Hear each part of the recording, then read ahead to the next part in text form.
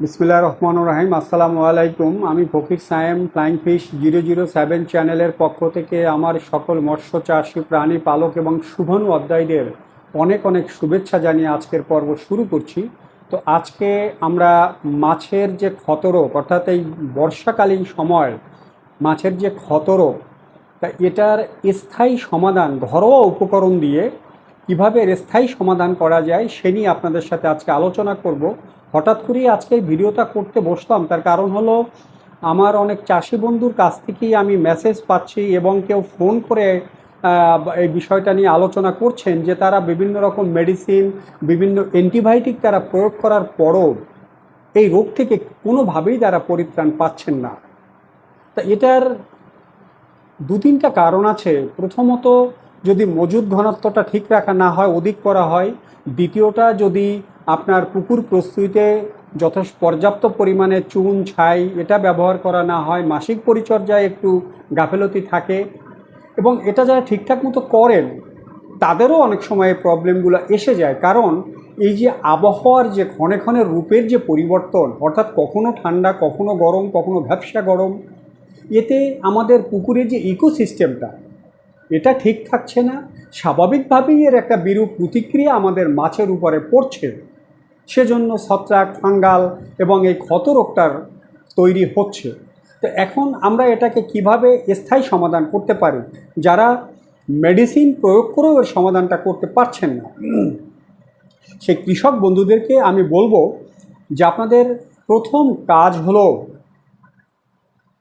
পুকুর থেকে 50% পানি, অর্থাৎ অর্ধেক পানি পরিবর্তন করা।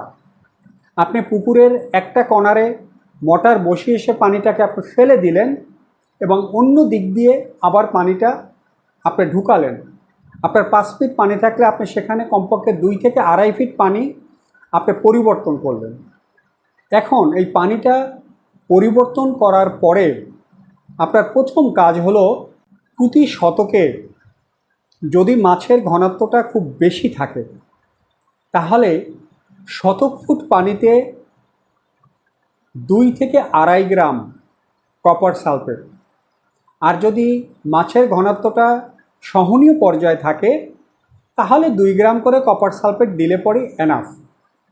এটাকে গুঁড়ো করে পানির সাথে গুলিয়ে সেটা সারা পুকুরে এটা ছিটিয়ে দিতে হবে এবং সাথে আপনার যে চুন, এখানে পানিটা পরিবর্তন করার পরে যখন নূতন পানিটা আসবে তখন শতকে আপনার 300 গ্রাম চুন, 300 গ্রাম লবণ এবং 2 থেকে 250 গ্রাম, 200 গ্রাম হলেই এনাফ, 200 গ্রাম করে ছাই, এটা আপনাকে পুকুরে প্রথমত দিতে হবে। সাথে 50 থেকে 60 গ্রাম মোলাসেস বা চিটাগুড়, এটা আপনার সারা পুকুরে ভালো করে ছিটিয়ে দিতে হবে। এরপরে দিতে হবে আপনার প্রতি শতকে 100 গ্রাম করে কাঁচা রসুন। কাঁচা রসুনটাকে ভালো করে থেতলে পানির সাথে মিশিয়ে এটা সারা পুকুরে আপনাকে এটা ছিটিয়ে দিতে হবে। এরপরে আপনি যে প্রতিদিনের যে খাদ্যটা ব্যবহার করছেন সেটা হোক হাতে তৈরি খাদ্য, হোক পিলেট খাদ্য। যদি পিলেট খাদ্য হয় তাহলে প্রতি কেজি খাদ্যের সাথে 1 গ্রাম করে হলুদের গুঁড়া, অর্থাৎ যে হলুদটা আমরা রান্নায় ব্যবহার করি, এই হলুদের গুঁড়াটা আপনি খাদ্যের সাথে মিক্স করে আপনি প্রতিদিন একবার এটা মাছকে খাওয়ালেন। আর হাতে তৈরি খাদ্য হলে এই খাদ্যের সাথে সে হলুদটাকে মিক্স করে আপনি প্রতিদিন এটা মাছকে খাওয়াবেন। এরপরে আপনার যে মাসিক পরিচর্যা যেটা স্বাভাবিকভাবে করতেন, সেই মাসিক পরিচর্যার ডোজটা, অর্থাৎ 200 গ্রামের জায়গায় এটা 300 গ্রাম করে এই হারে এই পরিচর্যাটাকে আপনি 4টা ভাগে ভাগ করবেন, যতদিন পর্যন্ত না আপনার এই রোগটা সম্পূর্ণরূপে নিরাময় হচ্ছে। অর্থাৎ 1 থেকে 1.5 মাস করলেই সেটা এনাফ হয়ে যাবে। এই পরিচর্যাকে 4টা ভাগ করে পরিচর্যাটা আপনাকে সপ্তাহে নিয়ে আসতে হবে। তো সাপ্তাহিক পরিচর্যাটা আপনি এভাবে পরিচালনা করবেন।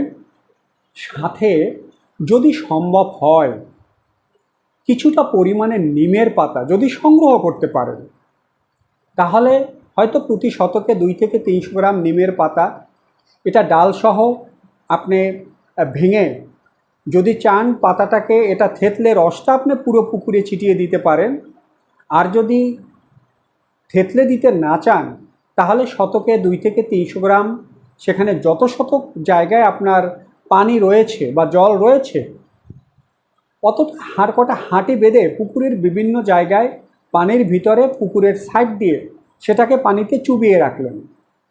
এটা 5 থেকে 7 দিন থাকার পরে আপনি এটাকে উঠিয়ে ফেলে দিলেন বা পুকুরের একটা কোণে রেখে এটাকে পচিয়ে জৈব সারে পরিণত করে আবার এটা পুকুরেই আপনি নামিয়ে দিলেন। তো এভাবে যদি আপনারা চিকিৎসাটা করেন, আশা করি আপনাদের যে ক্ষতরোগটা রয়েছে সেই ক্ষতরোগটা স্থায়ীভাবে আপনার এর সমাধানটা হয়ে যাবে। কারণ আপনি যদি মেডিসিন যখন আপনি ব্যবহার করেছেন, সেখানে বিভিন্ন ধরনের মেডিসিন, অ্যান্টিবায়োটিক আপনি ব্যবহার করেছেন, আপনার মাছের মিনিমাম 8 থেকে 10 দিন বা 12 দিন এর যে গ্রোথ, এর যে বৃদ্ধিটা, সেটা আপনার স্টপ হয়ে গেল। তো এই যে সময়টায় আপনি খাদ্য প্রদান করলেন, এই যে মেডিসিনটা আপনি দিলেন এবং আপনার লোকবল, সময় সব কিছুই আপনার নষ্ট হলো, অর্থাৎ একটা বাড়তি খরচাটা আপনার হলো। তো যাদের পুকুরে এখনও এই ক্ষতরোগটা আসেনি কিন্তু মাছের ভিতরে কিছুটা পরিবর্তন আপনি লক্ষ্য করছেন কিংবা ওয়েদারের যে পরিবর্তনটা হচ্ছে, এক্ষেত্রে যদি আপনি ট্রিটমেন্টটা 15 দিনে নিয়ে আসেন, অর্থাৎ মাসিক যে পরিচর্যাটা সেটা যদি আপনি 15 দিনে নিয়ে আসেন এবং প্রতিদিনকার খাদ্যে যদি আপনি 1 গ্রাম করে হলুদ ব্যবহার করেন এবং মাসে একবার করে কাঁচা রসুন 100 গ্রাম থেতলে আপনি পুরো পুকুরে এটা ছিটিয়ে দেন এবং এই কিছুটা পরিমাণে নিম পাতা আপনি পুকুরের বিভিন্ন জায়গা স্থাপন করে সেটা 5-7 দিন পরে আবার তুলে ফেলেন, তাহলে আপনার পুকুরে এই ক্ষত রোগটা আসবে না। আর যাদের আসছে তারা এই পদ্ধতিতে এর ট্রিটমেন্টটা করলে আপনি এর একটা স্থায়ী সমাধান আশা করি হবে। আশা করি আজকের এই ভিডিওটা আপনাদের অনেক উপকারে আসবে। আমার প্রত্যেকটা চাষি বন্ধুর চাষ সফলভাবে সফল হোক সেই কামনা করে বিদায় নিচ্ছি। সবাই সুস্থ থাকবেন, ভালো থাকবেন, নিরাপদ থাকবেন। Safety first. আল্লাহ হাফিজ।